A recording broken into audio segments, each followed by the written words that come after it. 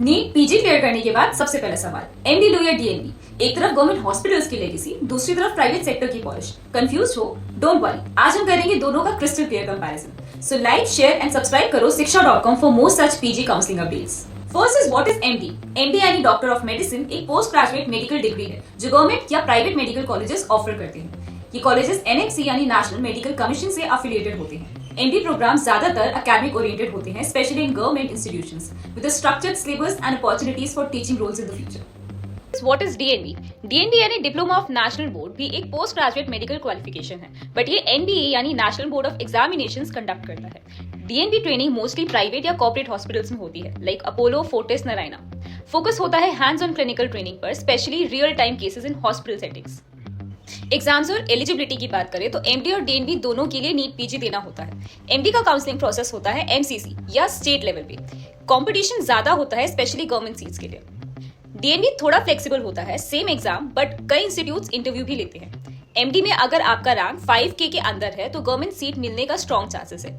5K से 25K के बीच में है, आपको प्राइवेट कॉलेजेस कंसिडर करना पड़ता है, जो थोड़ा महंगा पड़ सकता है। नाउ डीएनबी थोड़ा फ्लेक्सिबल होता है। 10K से 35K रैंक रेंज वालों के लिए भी अच्छे ऑप्शंस मिल जाते हैं, स्पेशली क्लिनिकल ब्रांचेस जैसे रेडियोलॉजी, मेडिसिन एटसेट्रा। तो अगर आपका रैंक थोड़ा एवरेज है लेकिन आपको टॉप ब्रांच चाहिए, DNB can be your smart move. So here are top colleges for both MD and DNB along with their average fees. Government MD colleges में fees nominal होती है, बट डीएनबी में भी आपको फोर्टिस, अपोलो जैसे exposure मिलते हैं at reasonable fees. Employment sectors की बात करें तो MD graduates mostly join government hospitals, medical colleges for teaching, start clinics और pursue DM MCh. DNB graduates are placed in corporate hospitals like Apollo, Fortis and Narayana, super specialty centers and even abroad UK, UAE after licensing. So career options and salaries की बात करें तो MD graduates mostly government sector या academics में जाते हैं, assistant professor या physician बनके। एवरेज सैलरी 12 से लेकर 20 LPA तक होती है और ROI स्ट्रॉन्ग होता है। डीएनबी ग्रेजुएट्स का प्राइवेट हॉस्पिटल्स में डिमांड होती है, कंसल्टेंट या आईसीयू स्पेशलिस्ट रोल्स के लिए। सैलरी 10 to 18 LPA होती है और अब्रॉड प्रैक्टिस का स्कोप भी अच्छा है। टीचिंग और गवर्नमेंट जॉब का प्लान है तो एमडी, लेकिन प्राइवेट सेटअप या मेट्रो लाइफ चाहिए तो DNB is a smart choice. अब इनके प्रोज एंड कॉन्स देख लेते हैं। देखो, अगर आपका लॉन्ग टर्म गोल टीचिंग या एकेडमिक्स है तो एमडी डेफिनेटली एक स्ट्रॉन्ग चॉइस है।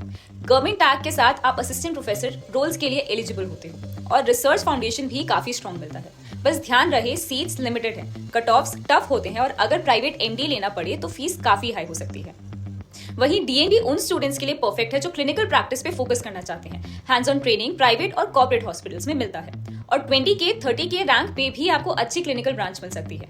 लेकिन अगर आपका फोकस है एकेडमिक्स या गवर्नमेंट टीचिंग जॉब्स तो डीएनबी में थोड़ा एक्स्ट्रा एफर्ट लगेगा। Now the main question comes, which one is right for you? Teaching, government job, academic, research चाहिए तो go for MD. Clinical exposure, practical learning या metro based practice चाहिए तो DNB is equally solid. Well, counselling में help चाहिए then comment your NEET PG rank below. shiksha.com आपकी help करेगा guidance के लिए। लाइक, शेयर और सब्सक्राइब करो for more PG counselling updates.